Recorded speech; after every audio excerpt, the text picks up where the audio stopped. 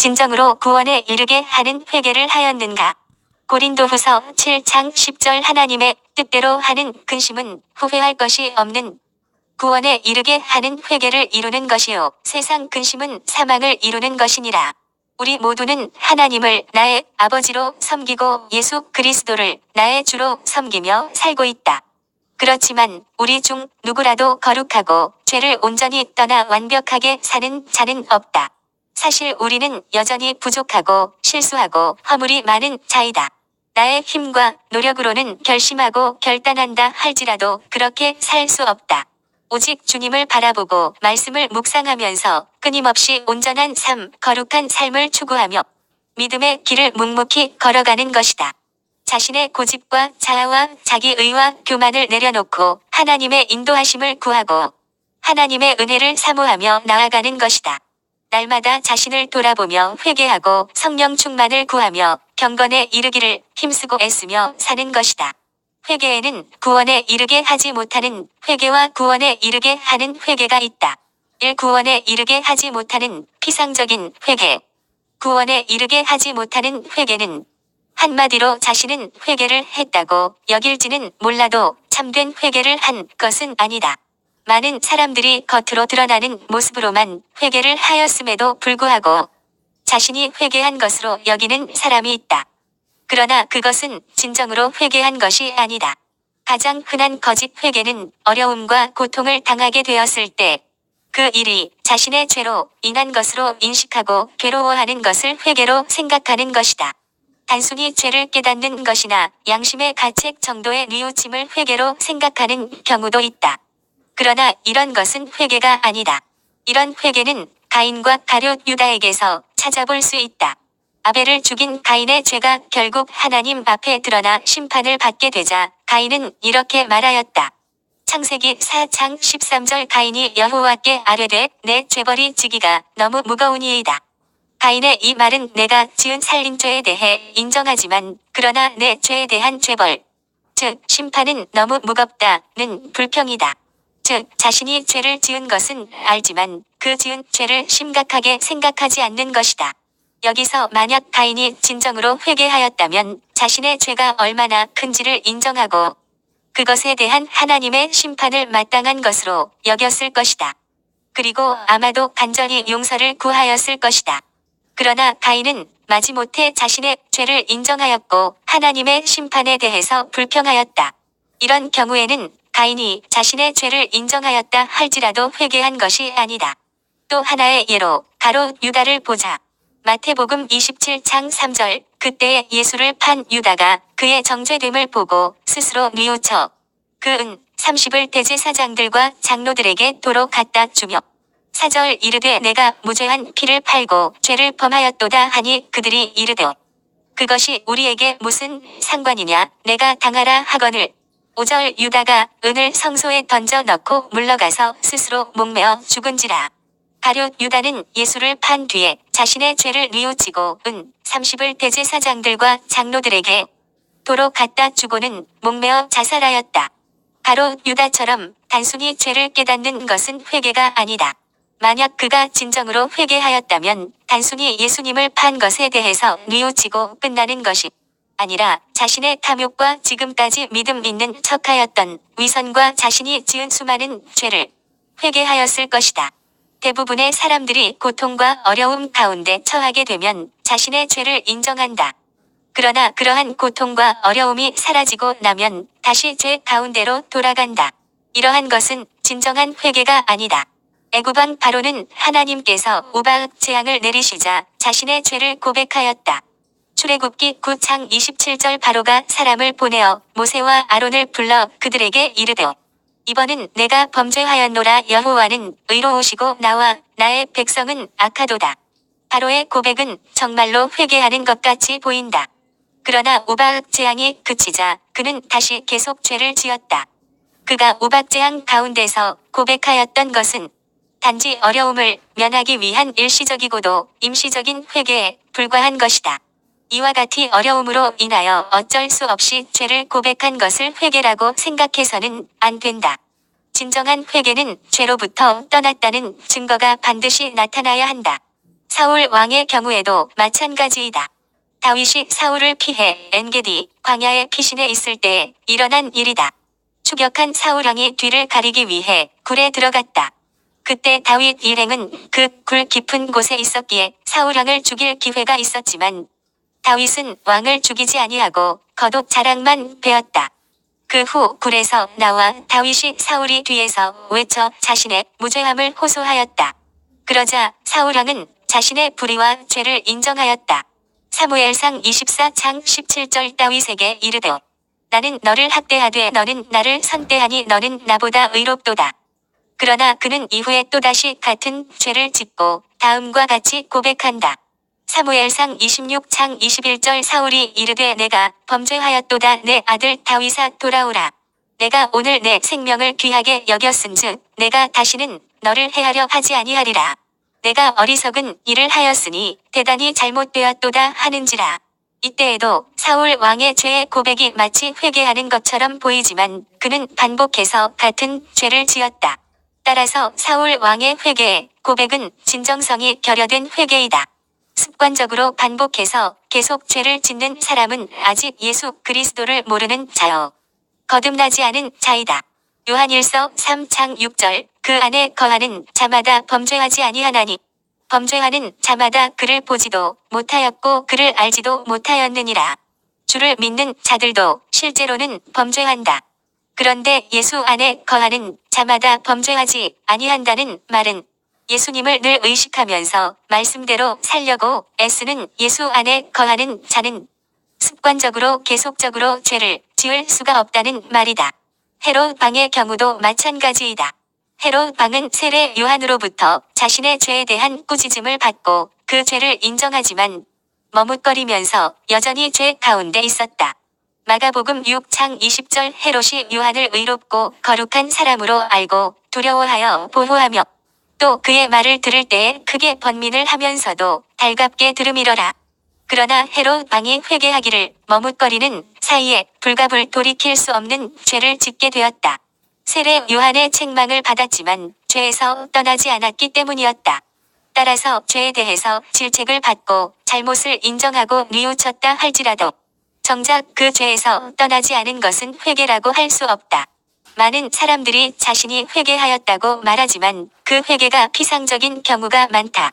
즉, 자신의 죄에 대해서 구체적으로 회개하는 것이 아니라 대충 혹은 피상적으로 수박 겉핥기식의 회개를 하는 것이다. 그러나 이렇게 구체적이지 못하며 일반적이고도 모호한 피상적인 회개는 구원에 이르는 회개가 아니다. 피상적이라는 말은 사물이나 일 따위의 본질보다는 겉으로 나타나 보이는 현상에만 관계하는 것을 말한다. 이렇게 피상적으로 회개한 사람들은 여전히 특정한 죄를 짓고 있으면서도 죄에 대한 부담감 없이 죄를 용서해 주세요 라는 고백을 반복한다. 성경에서는 이러한 회개에 대해서 다음과 같이 말씀한다. 호세아 7장 8절 에브라임이 여러 민족 가운데에 혼합되니 그는 곧 뒤집지 않은 전병이로다. 뒤집지 않은 전병이란 한쪽만 입고 다른 한쪽은 입지 않은 전병을 말한다. 즉, 죄를 고백하는 일에 있어서 드러난 죄는 고백하지만 은밀히 짓는 죄에 대해서는 고백하지 않는 것이다. 구체적이지 못하고 일반적으로 모호하게 죄를 고백하는 것이 여기에 해당된다. 이러한 것은 회개가 아니다. 또한 아직 회개하지 않은 상태로 회개에 대해서 미온적인 태도를 가지고 있는 경우도 있다. 즉, 죄로부터 떠나고 변화된 증거가 나타나야 하는데 확실한 태도를 취하지 않는 경우이다. 요한계시록에 등장하는 라우디게아 교회가 그러하였다. 요한계시록 3장 15절 내가 내 행위를 아노니 내가 차지도 아니하고 뜨겁지도 아니하도다. 내가 차든지 뜨겁든지 하기를 원하노라. 그들은 지금까지 지은 죄에 대해서 진정으로 슬퍼하지 않는다. 또한 그들에게는 용서받기 위해서 몸부림치는 갈망도 없다. 자신이 지은 죄에 대해서 모호한 태도로 슬쩍 넘어가려고 할 뿐 죄로부터 떠나려는 결단도 없다. 이러한 회개는 구원에 이르게 하는 회개가 아니다. 이 구원에 이르게 하는 진정한 회개. 그렇다면 구원에 이르게 하는 진정한 회개는 무엇인가? 이제 우리는 자신이 이러한 회개를 하였는지를 확인해 보아야 한다. 회개는 성령께서 우리 영혼을 만지심으로 인해 나타나는 하나님의 은혜이다. 그래서 구원에 이르는 회개는 성령의 역사로 말미암아 말씀을 통하여 일어나게 된다. 먼저 성령께서는 하나님의 말씀을 통하여 죄인들로 하여금 죄를 볼 수 있도록 은혜를 베푸신다. 이전에는 보이지 않던 죄가 눈에 보이기 시작하면서 자신이 죄인이라는 사실을 깨닫게 된다. 즉, 영적으로 깨어나기 시작하는 것이다. 영적으로 깨어나기 전에는 그의 눈이 가려지고 멀어서 자신의 죄를 볼 수 없다. 그러나 이제 성령께서 그 영혼 위에 역사하심으로써 죄를 보게 된 것이다. 뿐만 아니라 이렇게 깨어나는 영혼 위에 성령께서 더욱 강하게 역사하심으로써 그 영혼은 죄에 대해서 슬퍼하게 된다. 그는 자신이 지은 구체적인 죄들로 인하여 슬퍼하게 되는데 심지어 어려서부터 지은 특정한 죄들까지도 그의 심령을 누르게 된다. 그리하여 그 영혼은 죄에 대해서 부끄러워하고 죄를 미워하게 되는 것이다. 예레미야 31장 19절 내가 돌이킨 후에 뉘우쳤고 내가 교훈을 받은 후에 내 볼기를 쳤사오니 이는 어렸을 때의 치욕을 짐으로 부끄럽고 욕됨이니이다 하도다. 개역개정 성경은 볼기를 쳤다고 표현하였으나 대부분의 다른 번역본에서는 가슴을 쳤다고 말하고 있다. 표준세 번역 예레미야 31장 19절 주님을 떠난 다음에 곧 뉘우쳤습니다. 잘못을 깨달은 다음에 가슴을 치며 뉘우쳤습니다. 그리고 저의 젊은 시절에 허물 때문에 저는 수치와 수모를 겪어야 했습니다. 이런 사람은 한편으로는 성령께서 죄인들의 죄를 책망하심으로써 죄를 깨닫게 되고 다른 한편으로는 자신의 죄들이 그 영혼을 누름으로써 그 영혼이 점점 더 낮아지게 된다. 왜냐하면 죄를 깨닫고 죄를 짓지 않기 위해 노력하는데도 여전히 죄를 짓는 자신을 발견하기 때문이다. 이러한 은혜는 그 영혼으로 하여금 통회하도록 만든다. 이러한 통회의 과정을 성경에서는 다음과 같이 말씀한다. 시편 32편 3절 내가 입을 열지 아니할 때에 종일 신음함으로 내 뼈가 쇠하였도다. 4절 주의 손이 주야로 나를 누르시오니 내 진액이 빠져서 여름 가뭄에 마름 같이 되었나이다. 5절 내가 이르기를 내 허물을 여호와께 자복하리라 하고 주께 내 죄를 아뢰고 내 죄악을 숨기지 아니하였더니 곧 주께서 내 죄악을 사하셨나이다 셀라. 이렇게 죄인은 통회하면서 죄를 고백하고 죄로부터 떠나기 시작한다. 죄를 짓게 하는 친구에게서 떠나고 세상적인 것에서 떠난다. 이것은 구원에 이르게 하는 진정한 회개를 이루는 중요한 요소이다.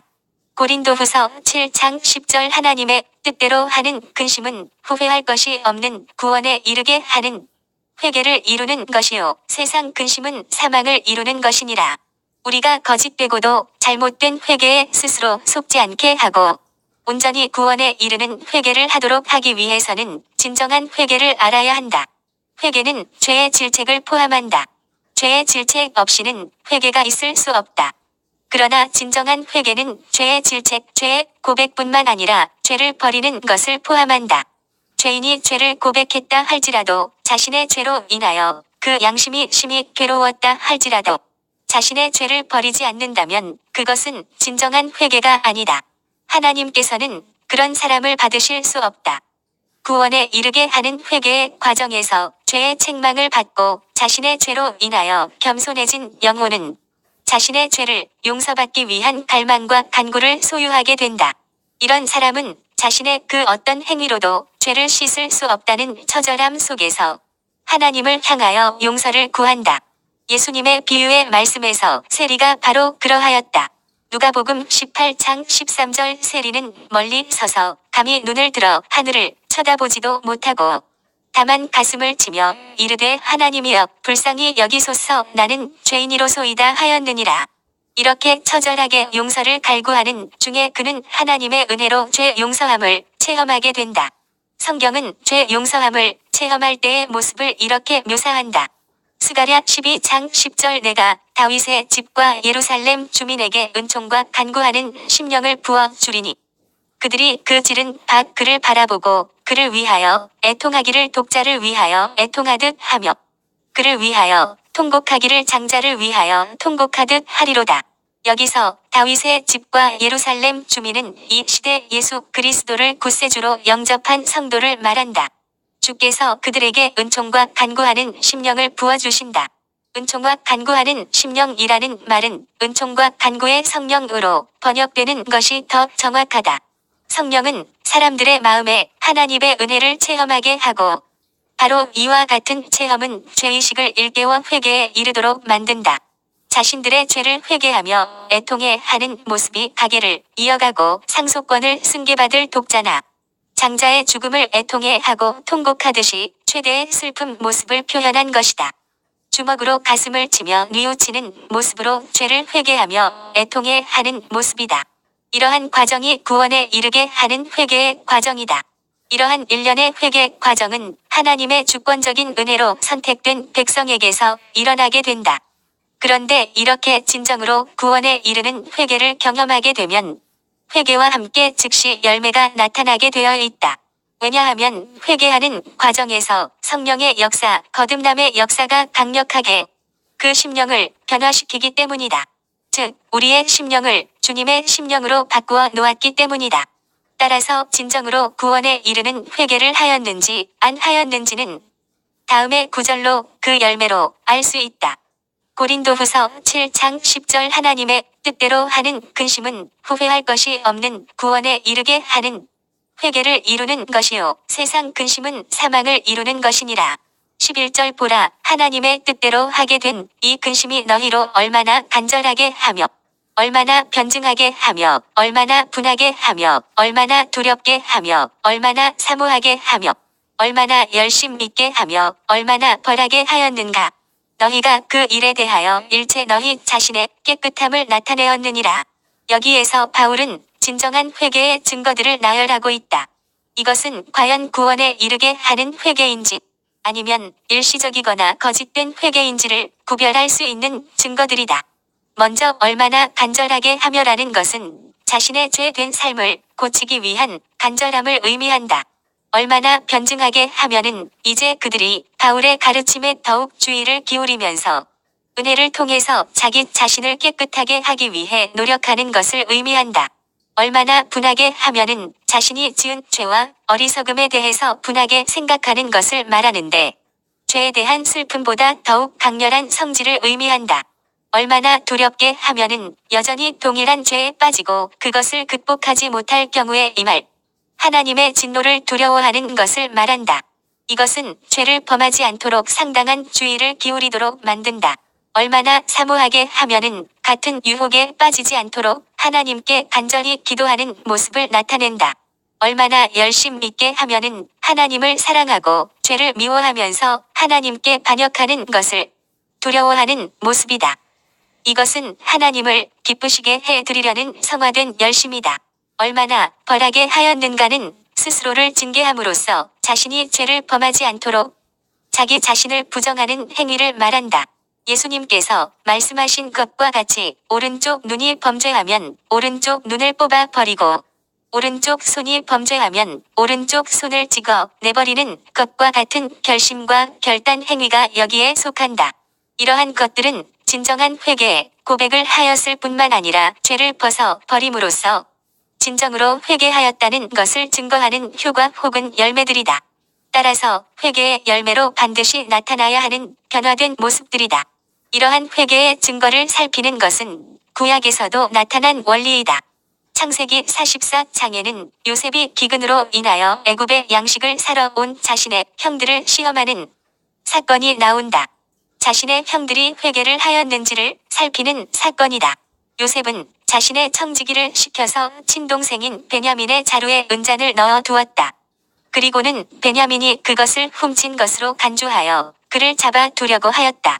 물론 이 일이 진행되는 가운데 요셉의 형인 유다는 하나님께서 자신들의 죄들을 찾아내셨다고 말하면서 자신들의 죄를 인정하였다. 그리고는 베냐민은 물론 자신들도 노예가 되겠다고 하였다. 그러나 요셉은 말하기를 베냐민만 종으로 삼겠으니 나머지 형제들은 떠나서 야곱에게로 돌아가라고 하였다. 요셉이 이렇게 한 것은 형들이 진정으로 회개하였는지를 시험하기 위한 것이었다. 이러한 상황은 과거에 형들이 요셉을 팔았던 것과 똑같은 상황을 재현한 것으로 만약 형들이 자신을 팔았던 것처럼 베냐민을 그대로 두고 자신들의 목숨만 건지기 위해서 떠난다면 회개의 진정성이 없는 것으로 간주하려고 했던 것이다. 더 나아가서 만약 형들이 베냐민을 애굽에 남겨두고 다시 아버지 야곱에게로 가서 거짓말로 둘러대거나 핑계를 댄다면 요셉을 팔아넘기고 야곱에게 요셉이 죽었다고 거짓말했던 과거의 죄를 반복하는 것이기 때문에 그들이 진정으로 회개하지 않았다는 증거로 간주하려고 하였다. 물론 요셉의 이러한 시험에 대해서 유다는 진정한 회개의 증거를 보여주었다. 더 이상 같은 죄를 반복하지 않았던 것이다. 이와 같이 회개의 열매를 살피면서 회개의 진정성을 시험하는 것은 필요한 일이다. 당신은 진정으로 구원에 이르게 하는 회개를 하였는가? 성령께서 하나님의 말씀을 통하여 회개하게 하는 역사가 당신의 심령에 일어났는가? 그리고 진정으로 구원에 이르게 하는 회개의 열매 혹은 증거가 분명하게 나타나는가? 당신의 구원을 점검하라. 아멘.